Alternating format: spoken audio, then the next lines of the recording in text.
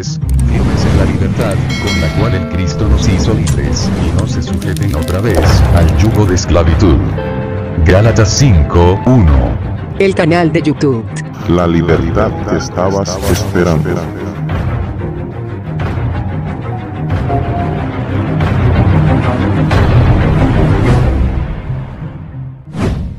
La palabra en español, divino traducida del griego tseios, pronombre que alude o refiere la naturaleza de los espíritus ministradores, o seres celestiales de luz, que rodean y sirven al único Dios verdadero, o incluyendo, con el artículo respectivo, al Todopoderoso, Yahweh. El aludir, el término divino, a los seres espirituales de luz, no significa que sean otros dioses. El pensar eso es ignorar el concepto de la palabra, dentro del contexto de las Escrituras. La palabra divino, según eruditos de la gramática griega y hebrea, postulan que se puede traducir del término hebreo Elohim, así como del término griego preciso para esa palabra, Seios. Incluso, hay versiones bíblicas que correctamente traducen divino de Elohim, cuando refiere a los mensajeros u otros seres celestiales. Por ejemplo, hay versiones bíblicas, como la BIN, y otras que han vertido la traducción divino al español, de forma correcta, dándole riqueza y más entendimiento al contexto, sin torcerlo, ni restarle esencia, en referencia a los seres espirituales, como los malaj, o mensajeros, llamados ángeles, título transliterado del griego, ángelos. Leámoslo, en Deuteronomio capítulo 32, verso 17, sacrificaron a demonios, que no son divinos, a deidades que nunca habían conocido, nuevas, que vinieron recientemente, que no inspiraron el respeto de sus padres. Primero de Crónicas, capítulo 16, verso 25. Porque Yahweh es grande y muy aclamado, es respetado por todos los seres divinos. Salmos capítulo 45, verso 6. Tu trono divino es eterno y para siempre, cetro de justicia es el cetro de tu reinado. El Nuevo Pacto en griego emplea ciertas palabras que derivan del título Theos y que están relacionadas con el concepto de la palabra divino. Estas son sellos y sellotes, y se encuentran en Hechos capítulo 17, verso 29, Romanos capítulo 1, verso 20, Colosenses capítulo 2, verso 9. La BIN traduce Segunda de Pedro capítulo 1, verso 3 y 4 así. Verso 3. Su divino poder nos ha concedido todas las cosas que atañen a la vida y a la piedad por medio del conocimiento de aquel que nos llamó por su propia gloria y excelencia. Verso 4. Mediante ellas se nos han dado preciosas y grandísimas promesas, para que por ellas lleguen a ser ustedes participantes de la naturaleza divina, después de haber escapado de la corrupción que hay en el mundo debido a las bajas pasiones. Gracia y paz.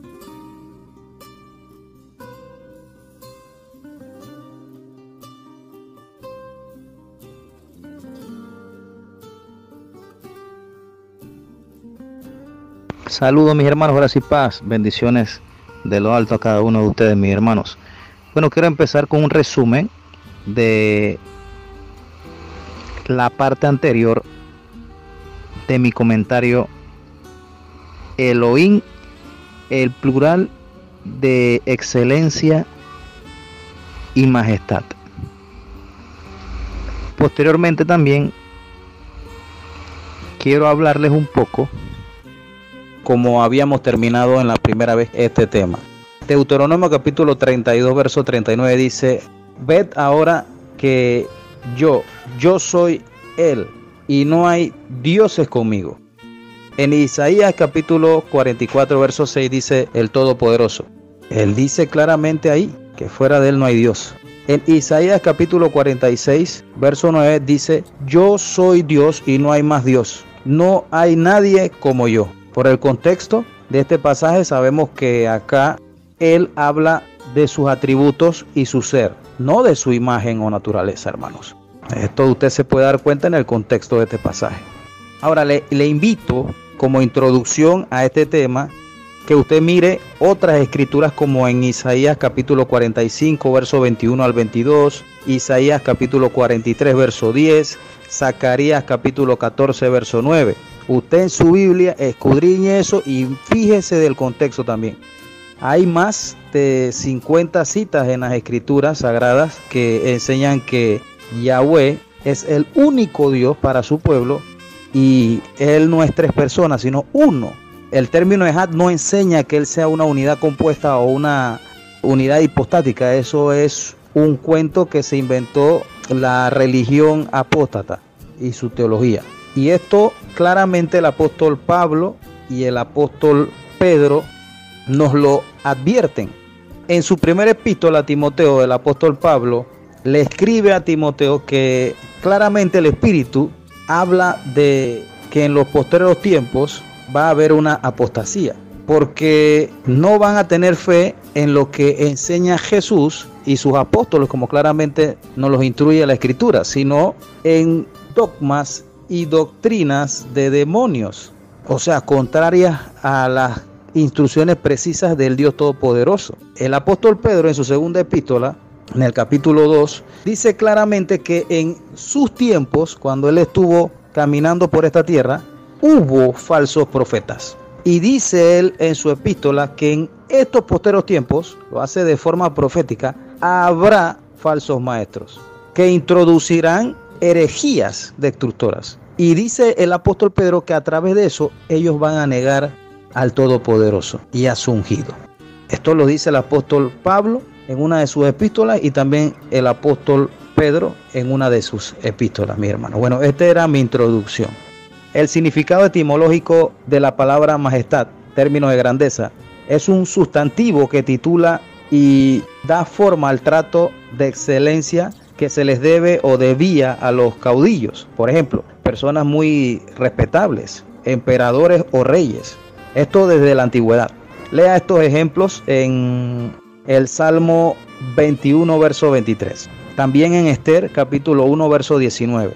O también puedes leerlo en Daniel, capítulo 2, verso 27. También se le debía en otras culturas a los falsos dioses. Esto puede leerlo en Hechos, capítulo 19, verso 27. Que acá es el caso de una diosa, Artemisa, que también es llamada Diana.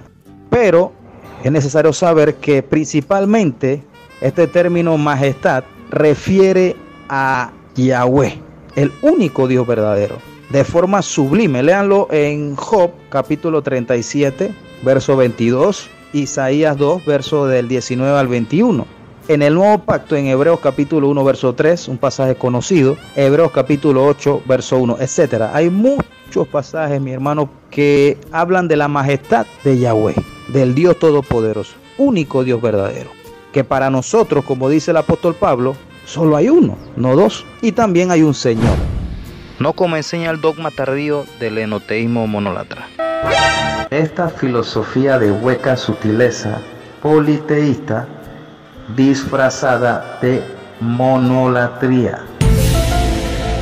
Ahora, este término majestad habla de su exaltación, la exaltación del Dios Todopoderoso, de su excelencia, su gloria, su grandeza, su magnificencia. Y esto lo quería dejar claro. También claro está, hermanos, que refiere la grandeza, no tan grande como la de Dios, de estas personas que se le debía o se le debe en este tiempo esa majestad. Hablo de los seres humanos. Les venía diciendo que el título Elohim en Yahweh no aparecerá nunca, ni con el artículo, ni con el verbo o el adjetivo en plural. Esto hay que tenerlo claro, hermanos. Pues el sentido de las escrituras no es como las interpretaciones privadas nos cuentan. También les hablé que hay otros casos del plural de majestad, trayéndoles a colación el ejemplo de Éxodo capítulo 26 verso 33. Eso habla del lugar santísimo. Y en este contexto de este solo pasaje, el pasaje 33 del capítulo 26 de Éxodo, se encuentra el término o palabra o vocablo kadoshim, que es un plural, pero el pasaje no habla de varios lugares santos, sino de un solo lugar santísimo. Esto es un plural de majestad.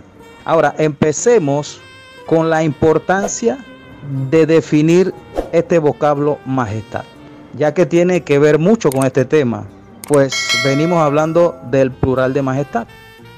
Habíamos quedado en los otros ejemplos, como les dije, del plural de majestad, que nos aclara, escuchen bien esto, que no existe la unidad compuesta inventada por la religión apóstata en la deidad, mi hermano. Claro que hay una unidad que se compone, escuchen bien esto, de dos o más personas, pero no significa que sean la misma persona, sino que hay una unidad en propósito y en obediencia, alineado a las palabras del Dios Todopoderoso. No sé si me estoy explicando, hermanos. Como en el caso de una pareja de esposos, que son una sola carne. Esto es un hebraísmo. Usted tiene que estudiar qué significa eso. O la unidad que tenemos nosotros, los creyentes, es decir, la iglesia, la congregación de Cristo o del Dios Todopoderoso en Cristo. Ahora, uno de esos ejemplos de los otros ejemplos del plural de majestad está en Isaías capítulo 19, verso 4. Se los voy a leer. Dice así: y entregaré los egipcios en mano de señor duro, y rey violento se enseñoreará de ellos, declara el Señor Yahweh de los ejércitos. Aquí hay un plural de majestad, que en las traducciones y a simple vista no se ve, pero está. La transcripción fonética refiere a la cercanía con la pronunciación lingüística del lexema original a continuación. En este caso, hermanos, del hebreo. Claro que por mi nacionalidad no es perfecta la pronunciación, hermanos, pero se acerca a la real, en una de las formas, entre el hebreo antiguo o el moderno, hermanos. Se los voy a pegar acá y también se los voy a leer primero. Voy a pegarle el lexema y también la transcripción fonética, las dos. Voy a leer la transcripción fonética, dice así: Be sikarti et misrayim beyat adonim kashe umelek as yim shavan neum hadon Yahweh Tsebaot. Eso es lo que dice la transcripción fonética, hermanos. El plural en Isaías 19:4 no es numérico, es de majestad. Lo modifica el adjetivo que le sigue, pues está en singular. Esto yo creo que ya se los expliqué anteriormente, pero acá también voy a dar un par de detalles. Adonim fue traducido señor y amo en otras versiones, pues señorísimo o señorón, valga la redundancia, hermanos, a pesar de que van con el contexto o con el concepto más bien que refiere a Adonim en hebreo, son términos no muy usados, pero aprobados por la Real Academia Española de la Lengua. Es necesario saber que en el español se magnifica y se potencian los adjetivos añadiendo el sufijo ísimo a la raíz que presenta dicho adjetivo, haciéndolo magno. Por ejemplo, hermanos, altísimo, grandísimo, fortísimo, amplísimo, señorísimo, como en este caso, santísimo, etcétera, hermanos. Hay muchos ejemplos. En el caso que el adjetivo sea femenino, el sufijo, claro está, el superlativo más bien, que le da la majestad sería ísima. Eso es obvio. Volviendo al tema, Adonim es el plural de Adón. Pero cuando el artículo, adjetivo o verbo, como les dije, son en singular, como hemos visto en este caso, denota que es alguien magno. Magno en supremacía y gobierno, como lo dice el contexto y de quien se habla. Lo califica así, como les dije, el adjetivo que está en singular, que le sigue, que es caché en hebreo, significa duro en español. Ahora, la cronología histórica comparada con la escritural, es decir, la cronología bíblica, nos permiten suponer o sospechar quién es este señorísimo duro y violento. Pero eso no es el tema acá, hermanos. El tema acá es otro. Leamos Job capítulo 40, verso 15. Dice: he aquí ahora Behemoth, el cual yo hice contigo, pasto come como buey. Eso está en Job capítulo 40, verso 15. Acá vemos otro ejemplo. En este caso, a pesar de su terminación plural ot, es un sustantivo masculino. De ese tema ya hablaré en otra ocasión. Behemoth, en su referencia Strong H930, es el plural de Behemá, bestia en femenino. Su referencia Strong es la H929, la anterior a la de Behemoth. Podría decirse, hipopótamo en árabe egipcio. Behemoth refiere al buey de agua, Behemoth, y denota una enorme bestia, no muchas, hermanos. Es decir, aquí en Job 40:15 hay un plural de majestad. Este plural no es numérico, sino, como les dije, de grandeza, de majestad. O sea, trata de la grandeza literal de esa bestia que las escrituras llaman Behemoth. Metafóricamente connota algo extremadamente grande. Hablo de esta bestia, Behemoth. Y en el pasaje notamos una especie de hipertrofia, se podría decir, en este personaje Behemoth, lo cual los mitos hebreos postulan es excesivamente poderoso. Un buey insaciable que devora el equivalente a todo un bosque en un solo día. Imagínense, hermanos. Según sus características y lo que arrojan algunas investigaciones, Behemoth es un hipopótamo. Volviendo al caso, la palabra hebrea Behemoth es el plural intensivo del femenino Behemá, que significa bestia. Veamos lo que expone Fray Luis León en su comentario del libro de Job, donde deja la imagen del plural de majestad. Behemoth, esto es lo que dice él. Behemoth, palabra hebrea que es como decir bestias. Ahí lo está diciendo él. Y es de majestad este plural, pues como ya les dije, el adjetivo que le sigue o el artículo está en singular, mis hermanos. Volvamos, hermanos, al plural de majestad, Elohim o Elohim, como usted quiera decirle. Y les voy a traer un ejemplo con los dos casos en un mismo pasaje. Usted se preguntará, ¿cuál dos casos? El plural Elohim numérico y también el de majestad. Los dos en un solo pasaje, que está en Éxodo capítulo 20, versos 2 y 3, pasajes importantísimos. Y quiero que analices estos versos. Éxodo capítulo 20, versos 2 y 3, dice así: Yo soy Yahweh, tu Elohim, quien los saqué de la tierra de Egipto, fuera de la casa de esclavitud. Dice el pasaje número 3. No tendrás otros Elohim delante de mí. Acá se emplean los dos casos del plural, traídos a colación, claro está, tanto el plural numérico como el de majestad. En singular, pues lo modifica el artículo, como ya les dije en el pasaje anterior, hermano, refiriéndome al de majestad. En este pasaje dice Yahweh, tu Elohim. Él no está diciendo que él es tres personas o dos. Él está diciendo tu Elohim. Habla de uno, dándole el plural majestático de grandeza. Quien lo sacó de la tierra de Egipto. Ahí da una explicación y luego en el verso 3 dice, no tendrás otros. El adjetivo está en plural. Elohim delante de mí. Ahí están los dos casos en un solo pasaje. Ahora, otro caso está en Salmos capítulo 82, verso 1. Lo veremos en el próximo video. No te lo pierdas. Parte 2.2. Por lo pronto, comenta y comparte. Saludos. Bendiciones de lo alto. Gracia y paz, hermano. Saludos, hermano. Gracia y paz. Bendiciones de lo alto.